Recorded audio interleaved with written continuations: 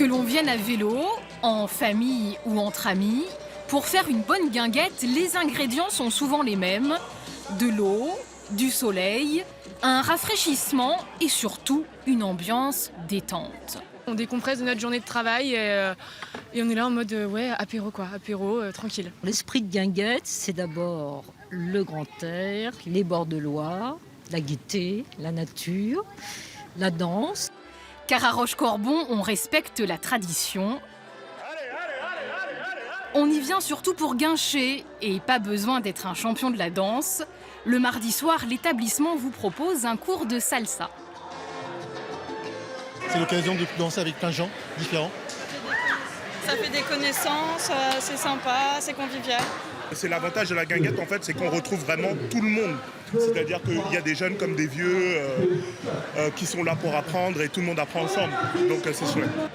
Jugées autrefois ringardes, les guinguettes s'offrent aujourd'hui une seconde jeunesse.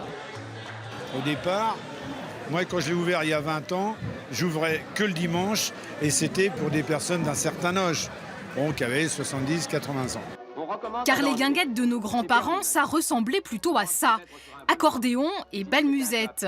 Des soirées sur les bords de Seine qui faisaient alors le bonheur des Parisiens, ceux qui ne partaient pas en vacances. En 2019, les temps ont changé et les guinguettes modernes ont trouvé près de la Loire un nouveau port d'attache. Dans cette guinguette du Loiret, On va faire la grenouille. le mercredi, c'est la journée des enfants.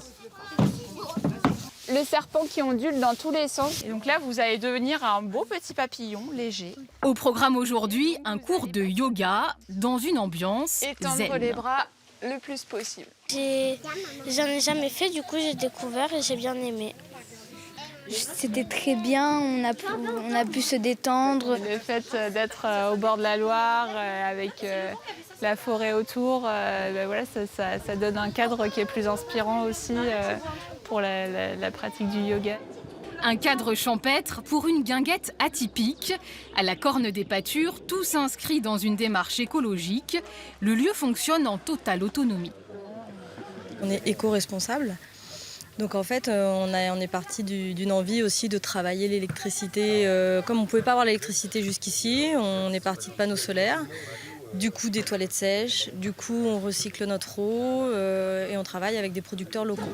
J'avais 3500 amis sur Facebook et compagnie. Et pour terminer cette journée, place au spectacle. J'ai fait mes adieux à Paris, au grand boulevard, aux petits soucis. La guinguette d'autrefois en a fait du chemin depuis le temps des bals populaires. Reste que le plaisir et les sourires sont toujours au rendez-vous.